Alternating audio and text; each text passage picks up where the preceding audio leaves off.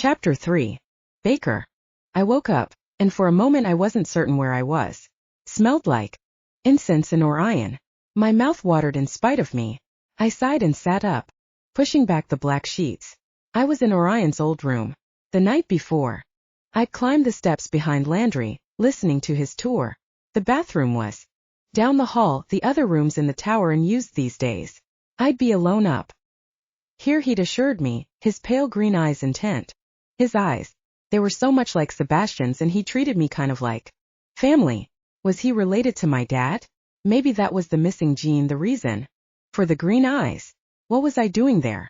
Obviously I couldn't stay at Calder School for Boys now that my brother had come out of the closet, so to speak, but seriously I could never be one of those pin-wielding bakers, all tough and scary, who actually belonged in some kind of medieval castle cooking for vampire slayers. I'd stayed awake for a long time with the light on, staring up at the black cross that hung above Orion's childhood bed. I'd left the light on all night, with one of the knives from the wall under my pillow. It wasn't paranoia. Only it were. I'd done a lot of thinking without Orion's melting brown eyes to scatter my thoughts, without his presence to chase away the fear. The fear wasn't going away, but maybe I could do something useful with it. I shook away the thoughts and walked over the bare wood floor to the mirror that hung above the table, morning light slashing across the gray stone from the narrow window across the room. I examined my reflection, the borrowed blue striped pajamas rolled up at my wrists and ankles, my face worried with a frown creased between my pale green eyes. It was still me, though. Still the same old Violetta Tansetta with a unruly short hair and dark skin, not as dark as my mother's, but I had her mouth. I tried but couldn't ignore the cut on my cheek, although it looked much better this morning. Landry had given me something to put on it when he handed me the plastic-wrapped PJs. "Good morning," I told my reflection. She smiled at me and looked happy and cheerful, how she was supposed to look when everything was falling apart, and she stayed up at night listening to her mother cry over her sick brother. He wasn't dead, but she was. I blinked rapidly, trying to get rid of the tears in my eyes. I didn't have time for tears. This was the first real day of my new job. It was just a job, just a chance to earn some money before I went to school and started my real life next fall. If I thought about it like that, I might not break down in hysterics in front of Landry or the CM. Orion's dad. I couldn't think about Orion without my mouth watering and my stomach tightening. How long had he known I was a girl? Why didn't he say anything? Why didn't my brother or my mother? I frowned at the mirror. Why didn't my mother want me to be part of this world? I had to take this slow. Had to understand what I was getting into before I committed myself to any course of action. I told Orion that I wanted to be his baker and keep kissing him. I rolled my eyes at myself and turned away because I did not want to look at my lips and think about how many times they'd been pressed against Orion's. Was not a pastel girl who got all weak and ridiculous at the sight of a pair of pectorals, even if they were the perfect shade of whipped cream infused with caramel. I swallowed and shook my head. It wasn't Orion, it was the energy that I got from him. Wasn't it? Was it? How could I possibly be certain how I felt about him when my need for his butcher strength was impossible to separate from my attraction? Not that there wasn't more than that. I knew Orion and respected him. He was kind of a bit aloof, dutiful in the extreme, intelligent, encouraging, and unflinching in the face of danger or tears. He didn't love Olivia, and he liked kissing me. It didn't matter. I couldn't just run around kissing him until after I'd figured out exactly what my life was and how he fit into it. No more kissing Orion. I needed to learn to take energy without it getting all tangled up in kisses. Nodding, I opened the door and gasped when I saw Orion leaning casually against the wall across the hall. He smiled, his cinnamon stick lips curving sweetly. I swallowed while my heart pounded. I'd really decided not to kiss him? I'd better have a really good reason. "Good morning, Violetta. Did you rest well?" I fiddled with the rolled-up cuffs of my pajamas. "Yes, thank you. How did you sleep?" He grinned widely and shook his head, long hair swinging around his face, his cutting cheekbones, eyes like melting pools of chocolate. "I haven't. I have too much energy to sleep. Will you take some before I have to go to class?" I hesitated. "I'm in my pajamas."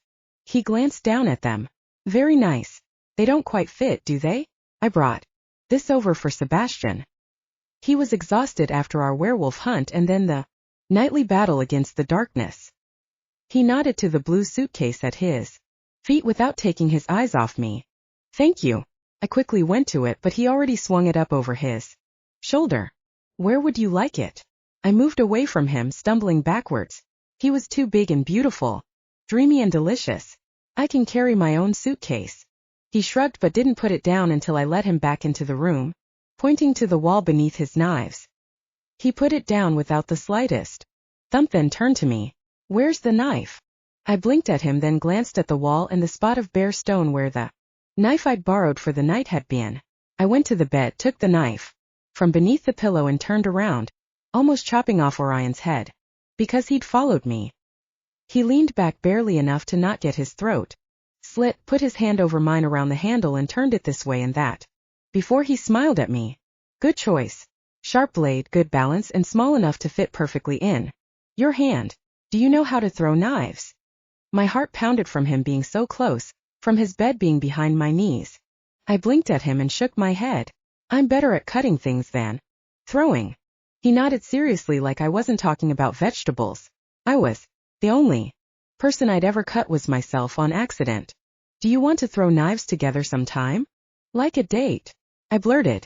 He smiled slightly, the curve of his lips ridiculously delicious. My own hand began to warm beneath his as his energy soaked into me. Yes, like a date. He frowned and pulled his hand off mine, rubbing his chin.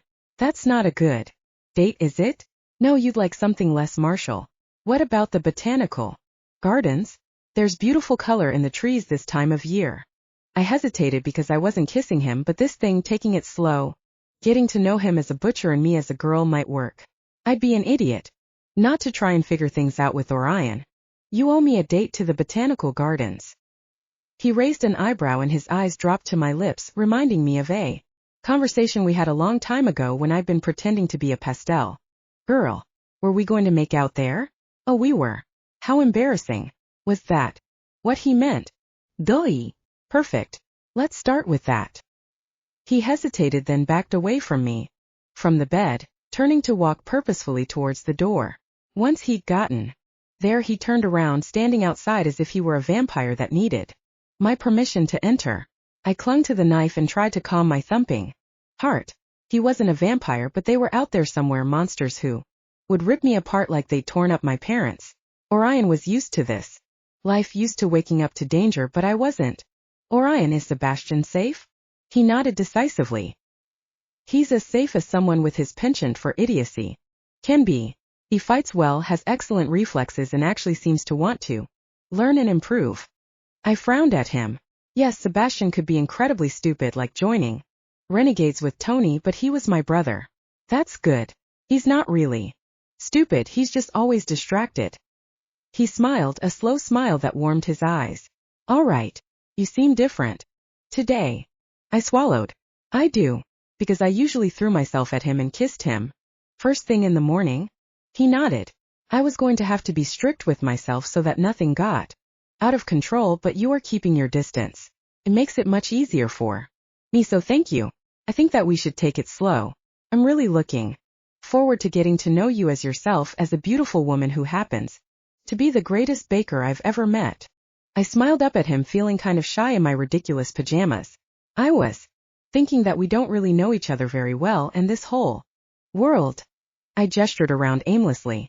It's a lot. I have a million questions. He tilted his head and took a step towards me before he blinked and stepped back. What are your questions? I licked my lips. I'd opened the door to go down the hall to the bathroom. This was not the time for him to answer a million questions. Maybe 3. Do you know why my mom didn't want me to know about this world? He frowned thoughtfully, crossing his arms over his chest like he was considering the question very seriously. It made me smile, him being so official business about it. It's not easy to be a female baker around so many male butchers, particularly a gifted one like you.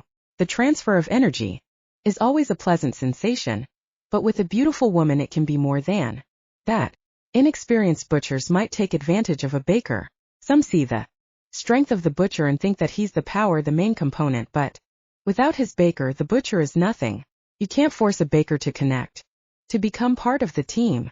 He gave me a rueful smile. I wonder if I took advantage of you. I always enjoyed touching you far too much. I bit my bottom lip. In school sometimes butchers had touched me even when they thought I was my brother. It hadn't been comfortable feeling the energy when I didn't want it. So I really do have to learn to throw knives to keep butchers in line. He exhaled heavily. It wouldn't hurt. The real risk isn't butchers though. The real danger is always the darkness. If Landry was killed, my father would be devastated, personally as well as professionally. It would be a blow to all butchers. We protect our bakers first, the rest of the world second. Have there ever been any attempts on Landry's life? As though summoned by his name, Landry's pale face appeared over Orion's shoulder. Morning, children. Orion, you're behaving. That's a surprise. Yeah. Violetta, do you mind if I call you by your first name? Landry's my last. My first name's Terrence. Didn't like it as a teen, beat up Orion's dad when he called me that to my face. It's been Landry since. Yeah, we've had the odd vampire or werewolf who thought it'd be a pleasant fate to die trying to kill me, but we bakers are tougher than we look. He grinned at me, his green eyes gleaming, scarred knuckles visible where he crossed his arms, the same pose as Orion actually. You look tough, I pointed out. He glanced at Orion, who stepped away from him. She saw you suck the life out of her brother last night. Landry, you look like a psycho killer. He shrugged. What are the two of you discussing? Why your mum didn't want you up in this baker life? I nodded, but it felt awkward. No offense, you seem great and I think you look much more like an angel than a psycho. But my mother wasn't irrational. Not telling me about this world is so much more dangerous than preparing me for it, so why wouldn't she? Landry studied me for a long time. I was getting bright and kind of hard. She was my intern a long time ago. She had a lot of potential. When she told me that she was finished with this world, she didn't tell me that something happened to her, but I imagine something did, whether it was men or monsters. I do know that we lost a good baker that day, and I am determined that the same thing won't happen to you. If you decide that being a baker's not your life, no harm. Your mum created a beautiful life, and I'm sure you can do the same as a baker or otherwise. I studied him. Was there something he wasn't telling me? Probably. Also that beautiful life she created ended by being slaughtered by werewolves. I gripped the knife tighter. You knew my mom? He nodded, short, hard. Very well. Time's getting on. If you suck some of the energy out of this strapping lad, we can get on our way. Come on, dearie. He won't bite. I guarantee it, at least while I'm watching. He cuffed Orion's head, and Orion shook it slightly, but then he smiled at me. And I felt a little bit like the room tilted, so I couldn't help but stumble in his direction. I hesitated in front of him. Is it okay? My fingers ached to touch him, to slide through his hair and over his skin. Landry's here. It's official butcher baker stuff, nothing to feel awkward about. I raised my hands, but I wasn't sure where to touch him. He stepped forward. Suddenly, slid one hand around my waist, pulling me against him while his other hand slid behind my neck, skin against skin while he stared at me. My own hand slid up his neck to press the skin of his cheeks, my fingertips brushing his eyelashes. He was so warm, strong, delicious, and perfect. I wanted to kiss him. My lips ached from not touching his. The way he looked at me, I wasn't the only one aching. I soaked up his energy until I was encapsulated in his warmth and strength. I leaned closer, almost kissed him, but instead ducked my head and pressed it against his chest. His arms tightened around me and I felt perfectly safe and at home. It's going to be okay, Violetta, he whispered low. I will protect you as long as you let me. His energy flowed into me faster until I was cocooned in his glowing goodness. Enough. Landry's voice seemed to come from far away. Orion growled and held me closer while I nuzzled my face against him. Suddenly, Orion jerked his arm up, pushing me back while he spun around, terrifying and furious at Landry. Landry patted Orion's cheek and shook his head, then tucked a knife back into his pocket. I knew that pulling a knife on Violetta would get your attention. You're going to have to be much better, Orion, or no cookies for you. Orion was breathing heavily, still blocking Landry from me. Cookies? I asked. Landry smiled at me. That's right, dearie. You're going to bake Orion cookies today. So many different kinds. He's going to be very spoiled if he goes to school like a good little butcher. Orion snorted and turned to smile at me. Landry's cookies are very good. Yours will be better. He raised his hand, almost touched my cheek before fisting it and shoving it into the pocket of his black jeans. My mouth is already watering. I'll see you soon. He turned and left me with Landry, my heart pounding and my skin aching for one more touch of my chocolate man. Landry stooped to pick up a knife, the knife I must have dropped in my eagerness to get my hands on Orion. He made a sound and then handed it back to me. His eyes met mine and I smiled cheerfully, trying not to act like that had been weird. Hadn't been, not really. Dad felt right, perfectly, unutterably right. The only weird thing was Landry standing there observing the whole thing. Okay then. I'll get dressed and be down in a bit. Cookies sound great. Landry nodded at me thoughtfully. If it doesn't, don't be afraid to bake something else. You mustn't ignore your instincts. You know what he needs. You've been drawing on his strength, so you're attuned to him like no one else. His mouth twisted. You may not want to, but you'll have to learn how to draw strength from other butchers. Not only for practical reasons but for the sake of defense. Bakers aren't vulnerable, but only if we're well trained. I can touch a vampire and suck the life out of him in an instant. Prefer to chop their heads off. Vampire energy makes terrible cake. He made a face and I laughed. Okay, you're right. I should figure out this energy stuff without Orion. He cocked his head and studied me. I thought you'd argue about that. It's not going to be comfortable for you to connect with another butcher, not when your connection with Orion has always. He trailed off and coughed. That is you. Like him. Makes it easier to connect. You need to learn to connect with those whom you despise. I forced a cheerful smile. Sounds like a challenge. If you don't mind, I'm not going to wear the black outfit today. It's not clean and it's not my style. He took a step back. We have already ordered your own uniforms. I highly recommend that you dress in uniform, but until your own arrives, do as you like. He gave me a last smile, pulled the door closed and left me staring at still having to go to the bathroom. That day I worked harder than I ever had in my life. I poured my energy into batch after batch of raisin applesauce cookies, with way too much cinnamon. Tasted each batch and each batch was good but not quite right. More cinnamon. And something else. I went into Landry's back room, where crates of onions and potatoes lined the wall while herbs hung from the blackened beams. Inhaling deeply, I stood in front of the enormous chest where he kept his weird spices and exotic ingredients. I opened drawer after drawer, inhaling deeply until I finally found the right one.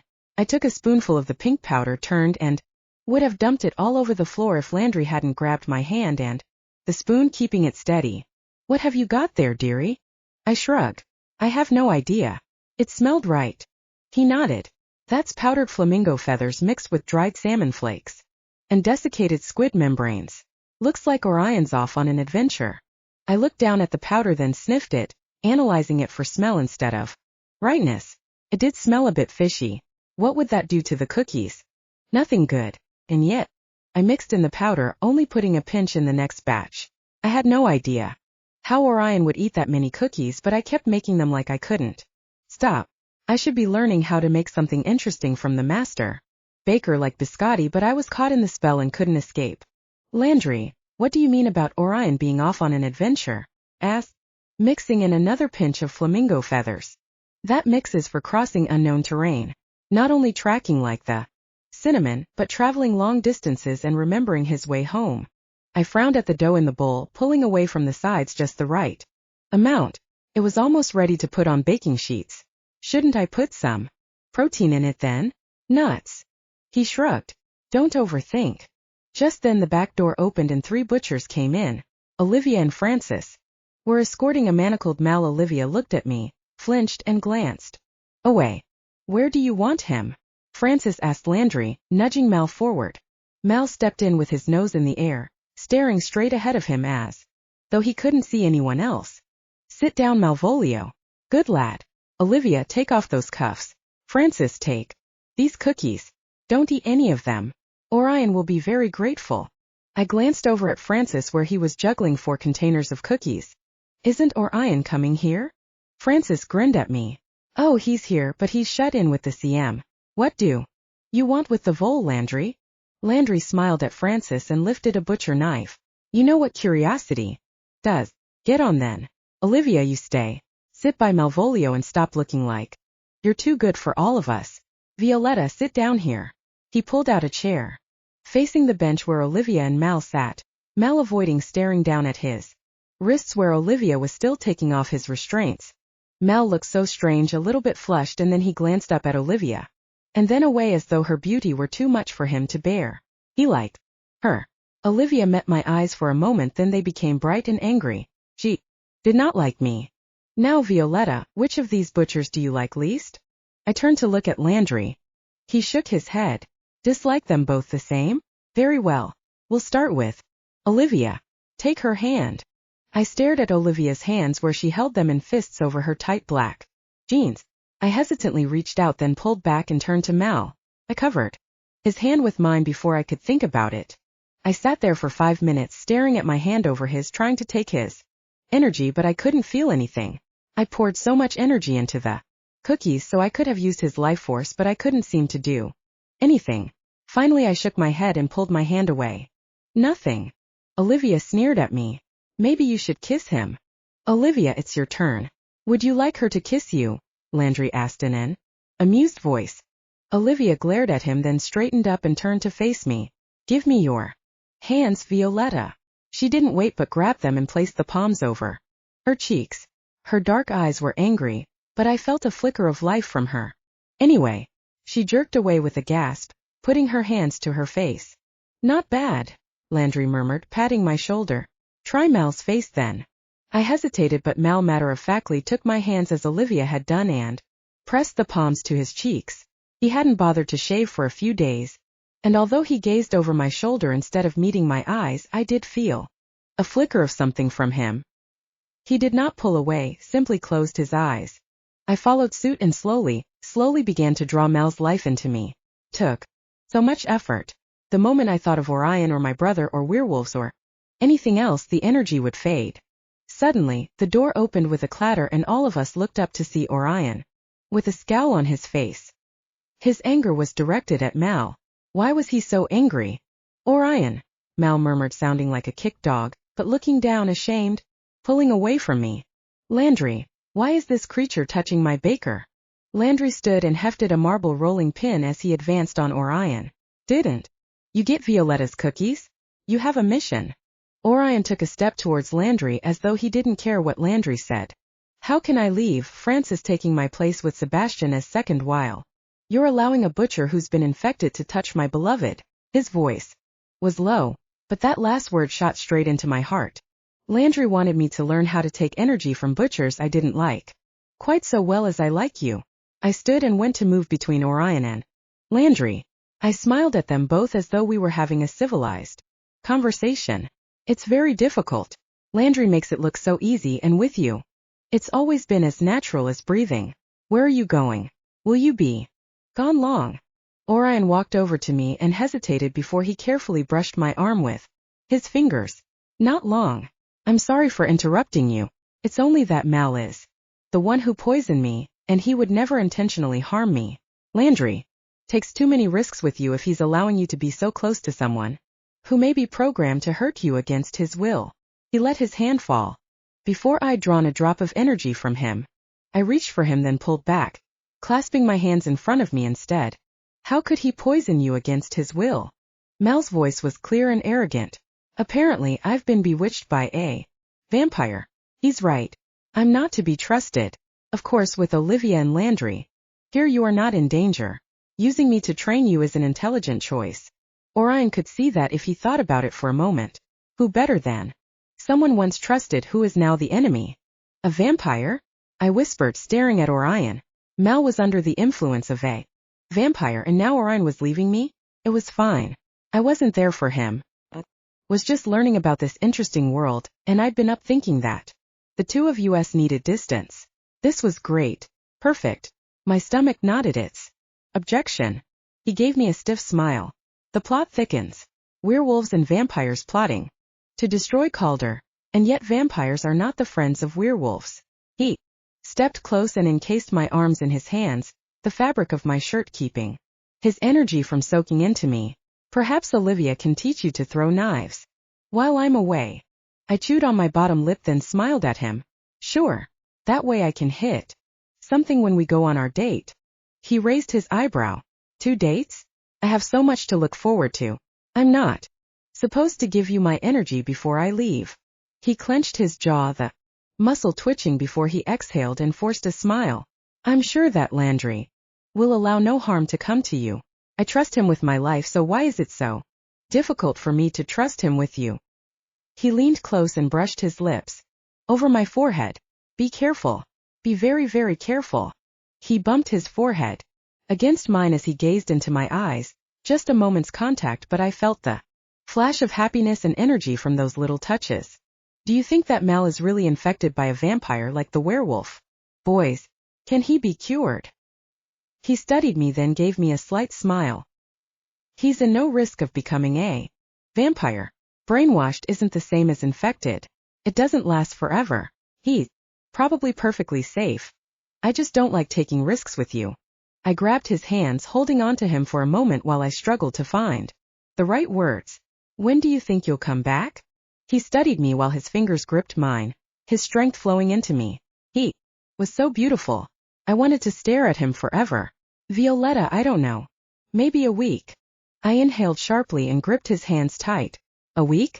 You're leaving the first day I came to live at your dad's house for a week? Why?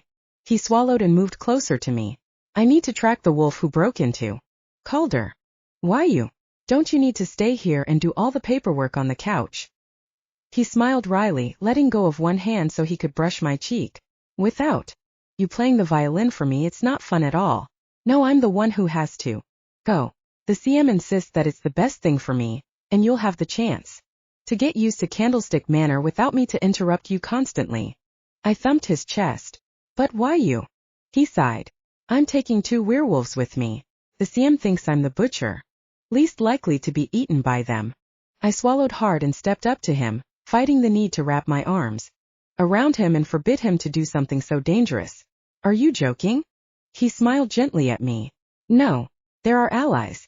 I'll be perfectly safe. I frowned at him and poked his chest with my finger. You're telling me to be careful when I'm going to be behind stone walls with an entourage of assassins to protect me, but you'll be perfectly safe going hunting with werewolves. I'll be along with him. Nothing's going to eat him besides me. I turned to see Armand where he stood beside the door Orion had come through. The one that led to the house, not the back door. Armand seemed more like a backdoor person to me. Why are you going with him? Armand shrugged. I was offered something I want. I scowled at him, then turned around and grabbed the nearest bowl, started cracking eggs into it and in general making a mess out of Landry's ingredients. Don't move, Armand. Orion, sit down. Landry cleared his throat, but I turned and glared at him. He raised his hands in surrender and gave me a beatific angel smile. 20 minutes I had them wait for the batch of biscuits I made for Armand. Hardly knew what I put in them, my hands moved so fast, but I grabbed his wrist before I gave him the plate. You will protect Orion even if you're not a real butcher anymore. Promise me. His eyes narrowed as he nodded his head. I swear that Orion will return to you in one piece. Now give me the goods. I rolled my eyes and let him snatch the plate out of my hands before I brushed the flour off and turned to Orion. I shifted because maybe that whole thing hadn't been very professional, or maybe not really great potential girlfriend behavior. He only smiled at me, the sweetest, loveliest smile I'd ever seen. My heart pounded and he took one of my hands, flour gritty beneath his thumb. Thank you. Watching you bake reminds me of who you are, what you are capable of. Trust in you. You are my baker. He lifted my hand, pressed a kiss hard on the back of it, so hard I might have a bruise, but I didn't mind. I wanted to feel his lips pressed to my hand for as long as he was gone. Chapter 4. Butcher. I lay beside the campfire, my hood over my face to keep the smoke out. The wind howled around our little hollow, 100 feet from the river. We'd been tracking for 3 days. The first day was spent checking buses, trains, and other methods of transportation he might have used. The second day was arguing with Armand and the grizzled old gray werewolf about the process of tracking down the mutt while expanding north and south of the city. The gray wolf had come to town to avenge the werewolf village a butcher had slaughtered, but after recent events he'd been convinced that the butchers, at least official ones instead of the renegade sort, hadn't been responsible. He was as desperate to find answers to our questions as we were. We were following the river north because I'd won the argument that the city was the center of the puzzle, not south like the grizzled wolf thought. I'd been insanely patient with the wolf, who continued to voice his doubts about whether we were going in the completely wrong direction. I was supposed to be resting while Armand guarded and the old wolf searched for a scent. Maybe we were on the wrong side of the river. That would explain why we hadn't run into anything. I'm running out of biscuits. I don't suppose you'll share some of your cookies? I grunted. I'm supposed to be sleeping. I can hear you think. Maybe we should have split up, brought Marlowe to keep company with Greybeard on the other side of the river. He sounded so much like my brother. I pushed the hood up and sat, leaning over my knees to study him. What did the CM give you? He cocked his head and his golden eyes laughed at me. This is werewolf business. The CM gave me nothing. Then what did you mean when Violetta asked you? He waved a hand. She misunderstood me. Intentionally, of course. There is no thing I want. You just want to see justice served and all that? He grinned at me, his toothy smile wolfish. Of course. I'm the pack leader. Some cur comes into my town and starts causing problems between meddling butchers and my pack. Of course I'm going to get to the bottom of it. But the cur is dead. He frowned. But the trail is not. Just then a mournful howl split the air, bringing my neck hairs upright. Armand rolled to his feet and kicked dirt over the flames. I got up slower, shifting my shoulders before I reached for my pack. I'd been very careful to keep it out of Armand's paws. Armand did not get a crumb of Violetta's cookies. We jogged along the river's edge, impassable in some places where we had to wade out into the icy November water until we got to the old gray where he crouched between two swells on the bank. I inhaled deeply and could just make out a trace of something, fear, worry, familiar emotion Sebastian had shown me. It was the wolf. Does the trail lead back further? Armand demanded, crouching next to Greybeard. I headed away from the two, bending to inhale deeply at the earth around me. The track went away from the water's edge and I followed it, heading into the thick trees, following the meandering aimless pattern until it was clear that he'd stopped whatever river craft he'd been using to build a fire for the night. Probably nothing motored or he'd be able to get to the city before nightfall. I crunched the bones of a rabbit beneath my boot. He'd eaten then. The fire hadn't been for the rabbit. I wrinkled my nose and headed back to the other two when I was certain the trail didn't go further. Rabbit supper, I murmured, pulling a cookie out and munching on it. Tasted strange, like no cookies I'd ever had before, but I could feel her in them, her concern and will in every single bite. I savored the flavor in spite of the slightly fishy aftertaste. I would eat rabbit raw if Violetta served it to me in her smooth, soft hands. Not too soft and not at all weak. Bakers had stronger hands than butchers when you came right down to it. That's what you got for punching dough all day long. Would she become massive and muscular, like some of the bakers I'd seen? What are you smiling at? Greybeard snarled at me. Just because fancy coat. Got a lucky guess. He whirled around and continued upriver while Armand glanced at me, shaking his head. He thinks that you're gloating. He has no idea that you care only for the precious little crumpet you left behind.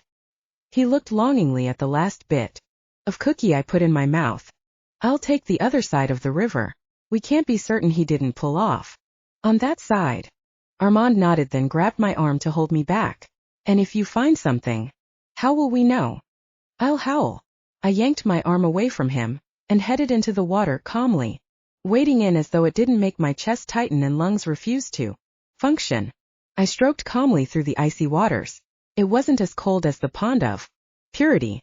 Thinking of that made me smile, stripping Violetta before she caught hypothermia, barely noticing her beautiful skin and ridiculously feminine underthings. I shouldn't think about that. It wasn't respectful. Still, I wasn't chilled completely through by the time I made it to the opposite shore. A good 20 minutes of steady swimming. I came out dripping and started jogging, eating a cookie, glad for the waterproof pack that kept each crumb perfectly as Violetta intended it. I caught the scent on the east side of the river. I stood there, my pupils dilating as I caught the hint of prey leading into the undergrowth. I threw my head back and howled, long and drawn out, until I heard a response from the other side. They probably were saying something, but I couldn't understand. Howls. It wasn't something I found particularly relevant. My phone buzzed and I took it out of the kit, surprised because it's not like I just called anyone. Why not? I could call back home. Missions were supposed to be secret, and I checked in every 24 hours with the CM. Anything else was unnecessary and extraneous. I answered the call. Check the trail. I don't want to get wet for no reason. Afraid of a little water? He snorted. And call me if you find the trail, don't howl. You howl like an old biddy in heat. Started turning graybeard on. I snorted and then hung up, shaking my head as I headed into the undergrowth. I followed the trail for 200 feet before I headed back, calling. Armand. 200 feet, straight northeast. Do you want me to build a fire so you can smell the smoke where I'm at? Don't bother. I can smell her cookies from here. You just wanted me to get vet. Yeah, I love the smell of wet dog. I hung up the phone, but instead of putting it away, I hesitated, then called the old phone in the kitchen. It rang 5 times, then Landry picked up. Who is this? Orion. How are things? Oh, good. Talk to her. She's burning everything. Can't stop pacing. Not that she's a mess or anything, she's just been thrown into a world of werewolves and vampires without her teddy bear to hold on to. I'm her teddy bear? I grinned broadly and sat down on a muddy bank, ignoring the cold and wet state of my clothing. I should change, light a fire and dry off, but it didn't seem important. I could hear him even though he muffled the phone as he called. Violetta. Someone's on the phone for you. In a few moments I heard a shaky voice. Hello. Violetta. I sighed and slumped down a little bit from the tension that had been building ever since I left her. Is everything okay? I nodded even though she couldn't see me. Great. We're on the trail. Shouldn't be long now. Oh. She exhaled breathily. I could almost see her pale green eyes while she held onto the phone. Landry said that no news was good news, that you'd only call if there was an emergency. Usually, but I had a little extra time while I'm waiting for Armand to swim across the river. I should be building a fire and drying out my boots, but this seemed more necessary, important, essential, all words I could use but weren't quite right. Fun, I finally decided. She laughed, the rich low sound that made my heart ache. Fun? Okay. I'm glad you called. Are you out of cookies? No. They're delicious. She groaned. They're terrible. Someday I'm going to make you something really, really good. Not just magic good, but actually delicious. Really? I would never object to you feeding me, magic or otherwise. How is your training going? She hesitated for a moment. Good. It's good, just so strange. Landry is so good at everything and I'm not. I'm okay at a few things, but those things aren't what I'm supposed to make. And there's no time, it's always rushing. Rushing, and then trying to connect with other butchers is so frustrating. So slow, so groß. I grinned again. I'm sorry to hear that. No, I'm not really. I can't wait for you to suck the life out of me and make me something incredible. She sighed. I shouldn't complain. I'm not out in the woods in wet boots. Wait, you're in wet clothes? It's freezing out. Do you want to catch a cold or worse? You need to make a fire right now, and Landry's saying he packed some powdered soup that you should make. Yes. I'm hanging up now. Take care of yourself. That's an order. I laughed. An order from my baker I can't refuse. I don't regret it though. Hearing your voice is exactly what I needed. Goodbye, Orion. Keep your feet warm. She hung up with a decisive clang that made me extremely happy for no good reason. She was so determined to keep me safe, even if it was just from cold feet. I built a fire, a large fire that would dry my things quickly. When Armand and Graybeard came stumbling out of the water, they were in wolf form, but even so, their clothes were soaked when they transformed back. I didn't understand anything about how that worked, and I didn't want to.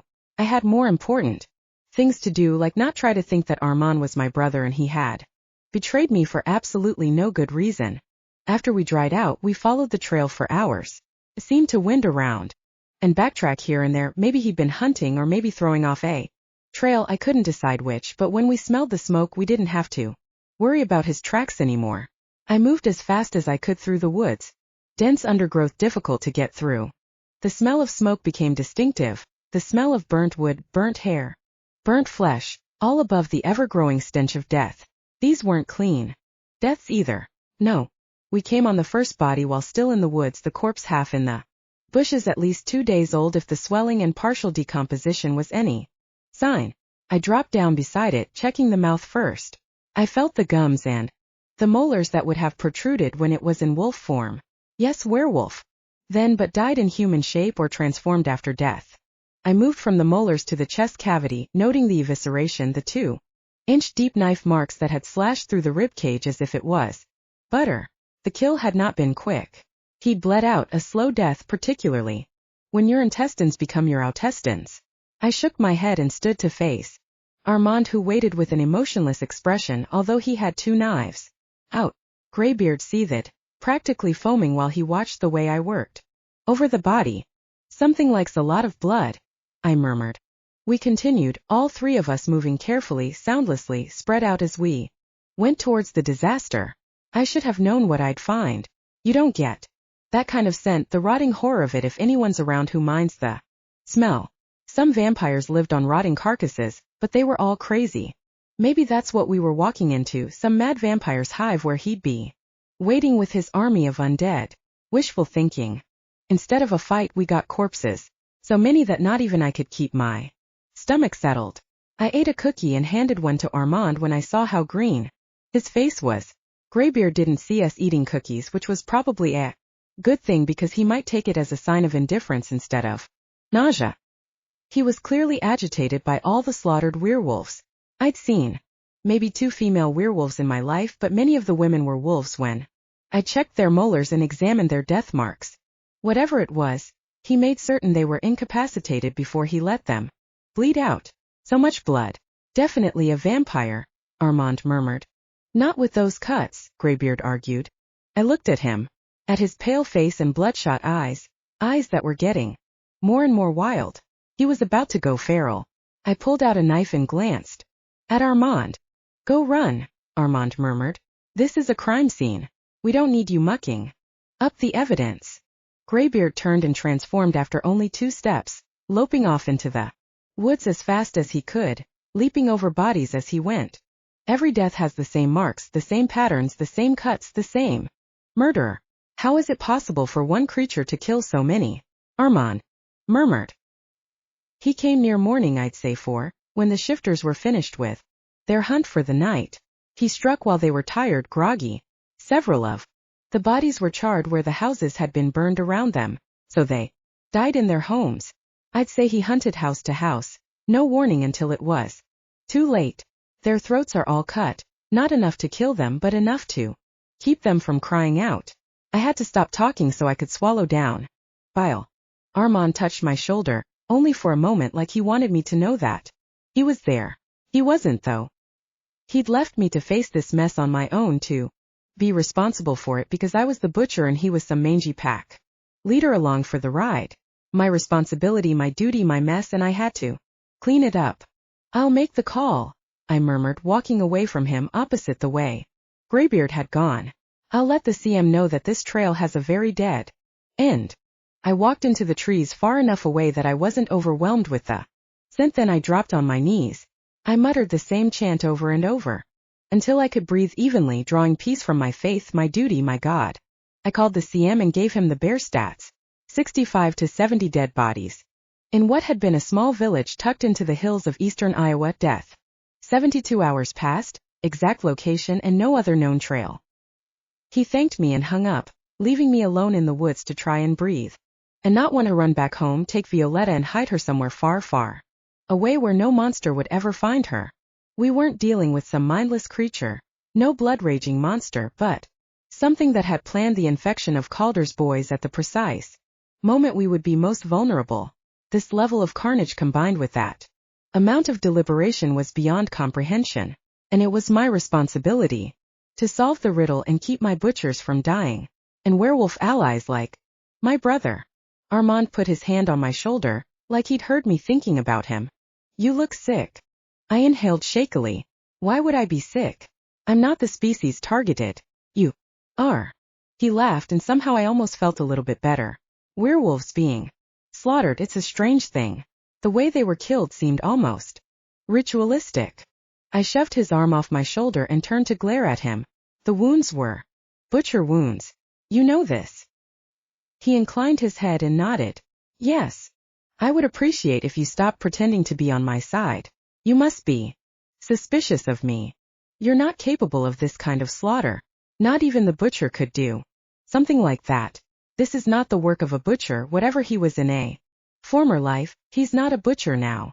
I need to finish documentation and then organize burial. Paperwork? Rotting corpses, but you still have time for paperwork. He laughed. You can stomach things that I cannot bear. I grabbed him by the throat and squeezed. Paperwork in order is what prevents more slaughter like this. His eyes gleamed. Don't tell me as we came into the village that you weren't looking forward to slaughter. I could smell the excitement on you, the idea of hunting a vampire, anything other than the mindless tracking and endless paperwork. You're a butcher. I know the rush you feel at the kill. I swallowed and stepped away, clenching and unclenching my fingers. You do not know me. No? I know what you're afraid of is paperwork, drowning in responsibility, and no knife to cut through it. I see you struggling against the CM, looking for an escape from the weight, from the crushing weight of endlessly monotonous paperwork. What I fear is coming home and finding. I felt a flash of bone-crushing terror that made it impossible to breathe. Violetta could have been ripped apart by werewolves. She would have been if the monster that had plotted so carefully had taken her into the equation. He would not be so careless again. I glared at Armand.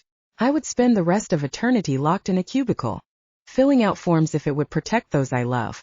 It won't. I came here searching for answers, and I've found death. Death, more meaningless, pointless death. I'm forced to spend time with the one person in the world who I despise above all else. Don't tell me that you know me. You know nothing of what it is to be a butcher.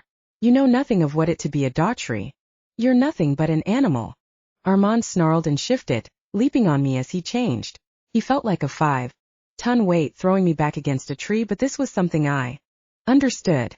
Thought and pain vanished as I punched the side of the wolf's head, keeping his snapping jaws from my throat.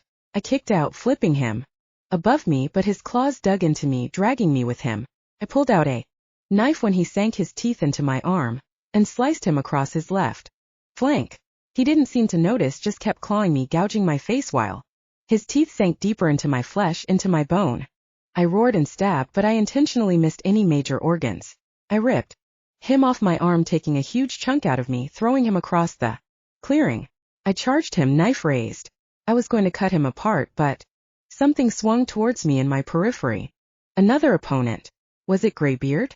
He struck me, throwing off my knife so it only glanced off Armand's tough hide. I twisted around, grabbing the other gangly creature in a headlock, throwing him against Armand's enormous wolf form.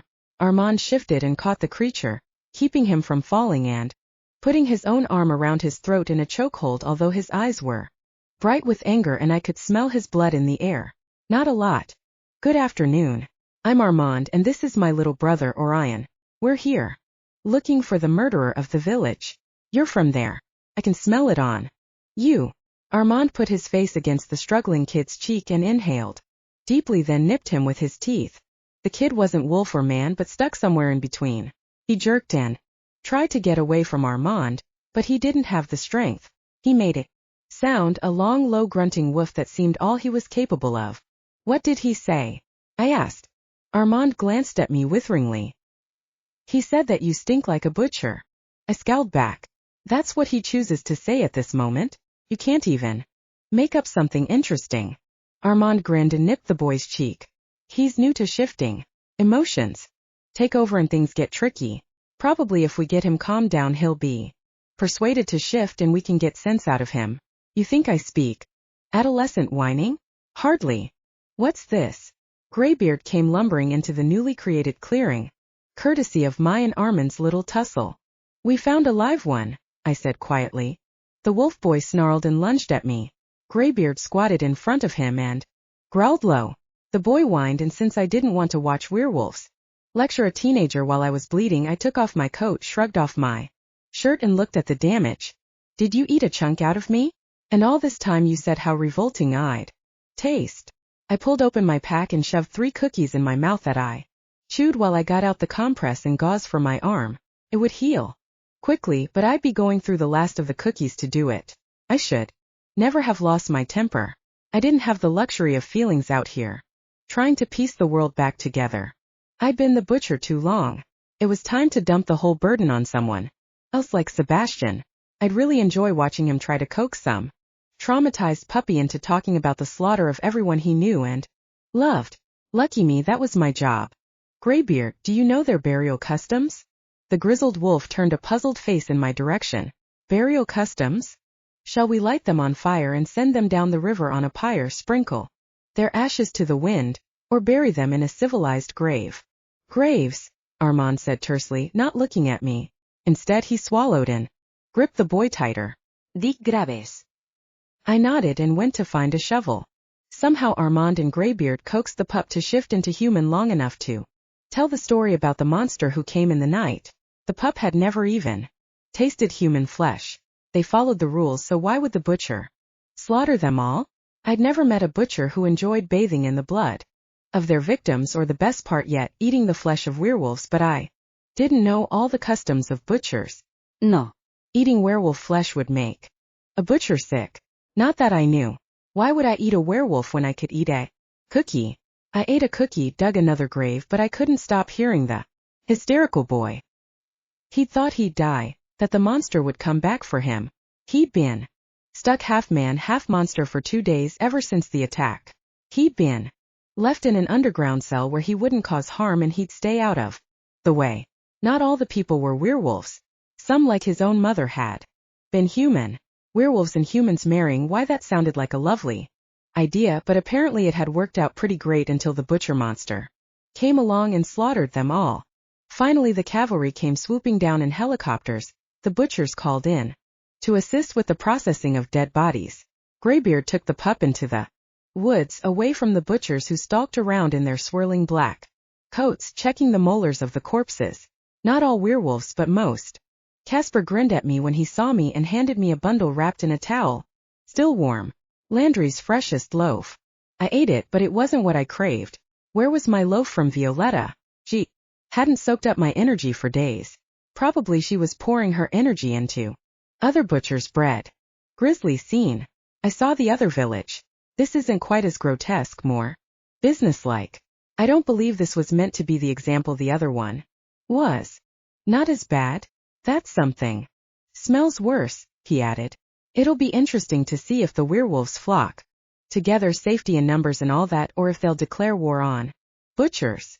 I hope that they do go to war against this butcher. I'll join them. He sighed. You really need more of an us or them mentality. You're the butcher. Things are black and white. Blood is red. He laughed. Black, white, and red. Yeah, I guess that's true enough. The Sam wants you back immediately in the chopper, unless you have the urge to stay and direct the cleanup. I shook my head. A flight would take me home in an hour. An hour seemed like an eternity, particularly when I would have to bathe before I could see Violetta. I would see her soon, but not soon enough. Terror clawed at me as I climbed into the black bug.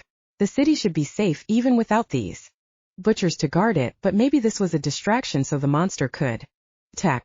My instinct was that he'd plan carefully before he struck again, giving me time to come up with a worthy defense, but maybe that was wishful thinking.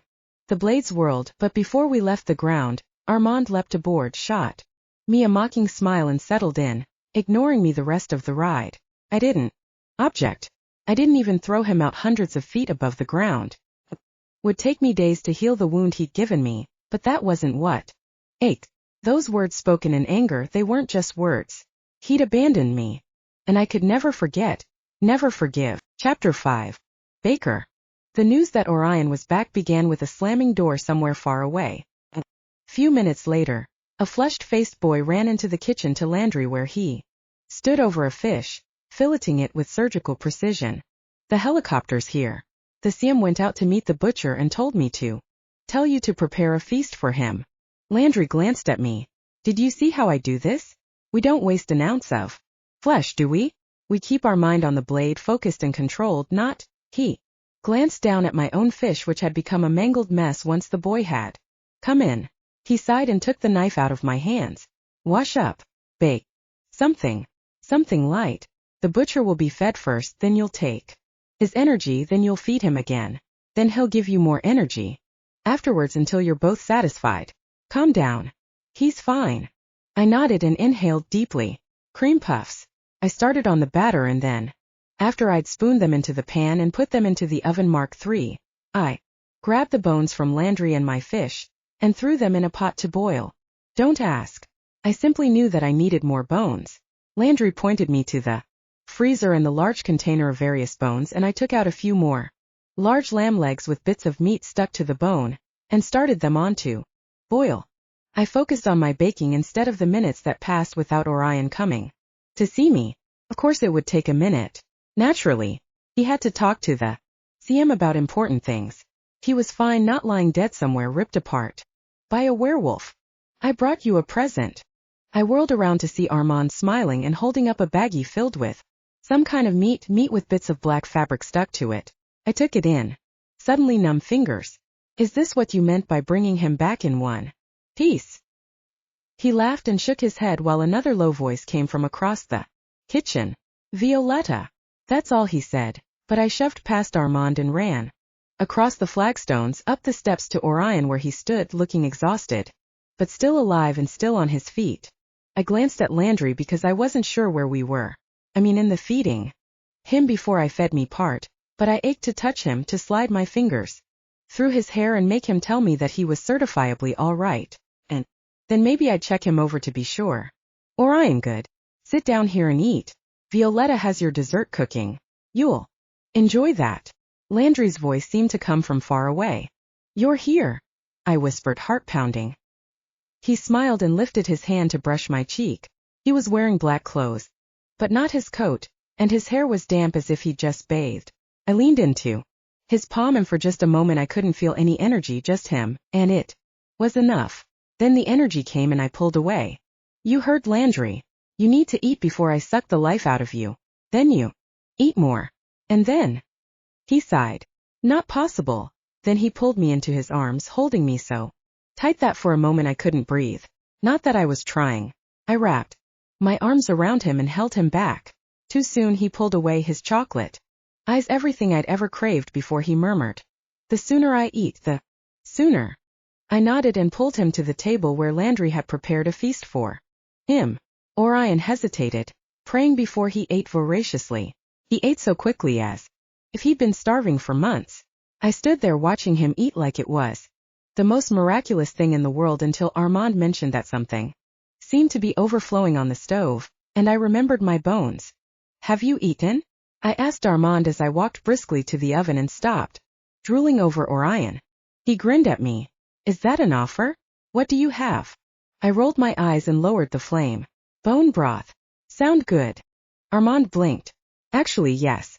May I? I shrugged and Armand got a bowl and helped himself to my odd concoction. Watched him for a minute before I turned to watch Orion. I couldn't help it.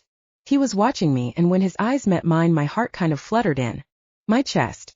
That's part of his arm, Armand said conversationally, slurping up some soup. That got my attention. He grinned at me. That chunk. I don't know if it's any use or if you'd rather let it regrow from scratch. What happened to him? You said he'd be safe. He shrugged. He was safe enough. Just a scratch, really. It's a chunk of arm. That's like 2 inches. Let me see it, Landry said, pulling me away from where I'd been glaring at. Armand took the baggie and sniffed it. Smells fresh. Yeah, let's put up some herbs and wrap it. Be good as new. He headed into the back room and I followed because as much as I would love to have argued with Armand, learning how to take care of my butcher was far more important. I carefully unbuttoned Orion's shirt and pulled it over his injured arm, careful not to brush his skin with my fingertips while he ate, while Landry crushed herbs in a mortar and pestle. I knew the herbs, conventional garden herbs with a few odd things along with a drop of frog venom. Landry said it made the blood flow even through dead flesh. Yeah, it made no sense, but I helped mix it in helichrysum, arnica, and garlic oils. Didn't smell fabulous, but if it worked. I hissed when I saw the wound. Landry had to soak off the bandage because it was stuck on around the edges with dried blood. Does it hurt?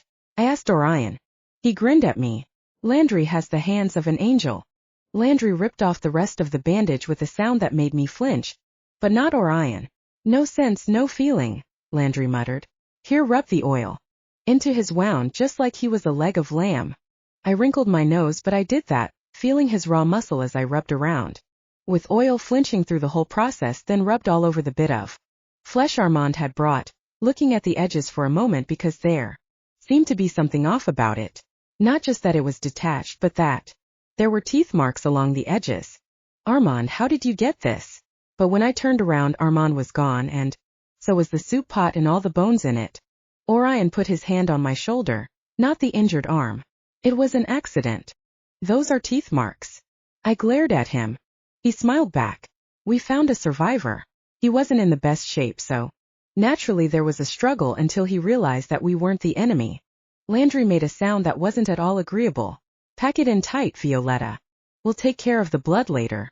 He'll be healed up by morning. That was generous of Armand to retrieve the bits. Very generous, Orion murmured, his lips twitching as he glanced at Landry. I shook my head and focused on the task of putting Orion back together. Bandaged him up, wrapping around his strong arm and trying not to notice his bare chest. He had the most beautiful skin, slightly caramel, slightly mocha. Completely addicting and delicious. I needed some of his chocolate. I looked up at him and realized he'd been watching me stare at his chest. I avoided looking anywhere besides the bandage, and finally it was wrapped, secured, and Landry gave me a nod of approval along with a, not too bad, love. With that, he pulled out a chair, pushed me into it, and took Orion's empty plates away from him. This was the part where I got to take Orion's energy. Was supposed to touch him, to slide my fingers over his skin and take his life force, and then bake. I rested my fingers on the edge of the table, staring at them and trying to focus, to concentrate on my breathing instead of on the warm, sweet creature beside me. He murmured low, "Are you all right?" I swallowed and looked up at him. How can I take your energy when you're injured? My whole life I've been told not to touch people, Sebastian, because it would hurt him. I never understood why, but it's hard not to worry. Maybe you should rest first. No, Violetta. I am very strong and I need you to take enough that you can bake me what I need. If you do not take enough of my strength, I will not be properly fed, and then I will not have enough energy, on and on until I am weak. The more you take, the more you can give back. I need a lot of feeding. You need a lot of energy. We are perfectly matched. Don't be afraid of hurting me. I slid my hand over the table to touch the back of his. He inhaled at that contact but didn't move. He wasn't going to force me to take his energy. Slid my fingers over the back of his hand, over his wrist, strong, corded with veins and muscles, then up his forearms to his elbow. His elbow was soft like buttered silk. My fingers hesitated on the edge of his bandage, then went back down to his hand. I curled my fingers around his palm, squeezing gently. He finally reciprocated, clasping my hand in his. We sat there and I kind of leaned against him, resting my head on his shoulder while my eyes drifted closed and his head tilted towards me to rest on my hair. You smell nice, he murmured. Like flower. Like vanilla and jasmine, but mostly of Violetta. Does your arm hurt? He grumbled, a low laugh in his chest. Not noticeably. His energy flowed into me, warm, perfect, finally the butcher I wanted to touch. I wanted more, but Landry watched us, not actually looking at us, but I felt like we were a bowl of dough he was watching rise. Time for dessert, Landry said, looking up at me, his voice very loud in the kitchen. Dessert? Oh, cream puffs. I sat upright, but when I tried to stand, Orion's hand wouldn't release mine. I stood there staring at him while he smiled at my hand in his, looking sleepy. Orion, don't you want some cream puffs? He looked up at me, and his smile was ridiculously soft and sweet. Do I have to let you go? I nodded. Then no. I laughed and used both hands to pry open his fingers. Didn't work until Orion finally sighed and released me. I danced to the stove where the pan of cream puffs I'd completely forgotten about sat. Landry must have taken them out while I'd been distracted. Cream filling or chocolate? I turned to look at Orion, strands of darkest fudge falling into his face. Chocolate it was. Hummed as I mixed ingredients, milk, melting chocolate, everything a swirl of delicious that ended with a platter of perfect chocolate cream puffs, a few sprinkles of cinnamon on top. Why cinnamon? Did that mean something? Would he have to go track another werewolf somewhere? Is that what cinnamon meant? I stood there, frozen until Landry came up to me and stooped down so he could see into my eyes. All right there. I blinked and smiled. Yes, it's just that cinnamon. Cinnamon and chocolate. Different combination than cinnamon and apples and our flamingo powder. Cinnamon enhances senses, yes, but not tracking. What about chocolate? Landry scratched his cheek. Can mean any number of things. Chocolate is a personal favorite, isn't it? I glanced at Orion, swallowed and nodded. Definitely. He patted my shoulder. Don't worry too much about it. Just give the butcher his cream puff. After that, you can take more energy from him. More. I still felt buzzing with his energy. Making cream filling wasn't exactly arduous and time-consuming. He shrugged and murmured in a low voice. I think that the two of you have a lot to talk about. Maybe you could take these cream puffs into the small study, sit in front of the fire, chat about how things are going. Being a baker is more than baking, it's making certain that your butcher is strong in more ways than physically. Butchering is difficult, hard on the soul as well as the mind. Bakers can be considered therapists sometimes. I glanced at Orion before whispering. You think Orion needs therapy? Orion laughed. Cream puff therapy. Landry, I like the way you think. Violetta, shall we? I sat beside him on the leather sofa in front of the blazing fire while Orion savored my cream puffs. He nibbled and tasted the buttery shell, then licked the chocolate slow and swirling until dark chocolate coated the tip of his pink tongue. Had a tongue ever looked quite so delectable? I cleared my throat and focused on the fire. I shouldn't stare at Orion while he ate. It was weird. Why did I like that so much? It was like a fetish. Probably one of those weird ones. So, how did hunting with Armand go? He paused to swallow and smile at me. We didn't kill each other. Why did he quit being a butcher? I'm sorry, maybe you don't know. His smile faded and he shook his head. I don't know. Why did he go with you if he doesn't want anything to do with butchers? He's an animal control specialist. He thought it was his business. I suppose it was, but going so far out of the city isn't in his jurisdiction. I gasped when I had the terrible thought. Orion had been bitten by a werewolf. Was he infected now? I pulled up my knees and wrapped my arms around my legs. Are you going to be infected like the boys in Calder? He raised an eyebrow. Of course not. Oh, because I've been bitten by a wolf. No, I've been bitten so many times. You can't infect a butcher that easily. I've been thinking about that, how the boys got infected. Seemingly every single boy who got bit was infected, and I think it was the wolf. It was a special wolf. In the village there were a lot of female wolves. That's not normal. It's as difficult to turn a woman as a butcher. Clearly the wolf had a gift. Someone went to a lot of effort to make certain that particular wolf infected our boys. Otherwise the success and subsequent failure wouldn't have been quite so high. You saw a lot of female werewolves? What are they like? He cleared his throat. I didn't exactly talk to any of them. You see, they were. He put an entire cream puff into his mouth and chewed for a long time. While I waited, when he was finally finished, I edged closer to him, putting my hand on his wrist. What are they? Dead. The voice from the door was gentle and regretful, but extremely firm. The CM. I got up and put my hands behind my back as though he'd caught me assaulting Orion or something. I was supposed to take his energy. Landry had been very clear about it. I looked at Orion and he gave me a half smile but didn't get up. CM, is there something you need? I'm not entirely restored, but I'm certain that I will be shortly. The CM's eyes narrowed. We have a lot of business to discuss. Once you've finished your cream puffs, please see me in my office. He turned and left the room, leaving me with Orion for remaining cream puffs and a story about dead werewolf women. Dead. He moved suddenly, gripping my wrist exactly as I'd held his a moment before.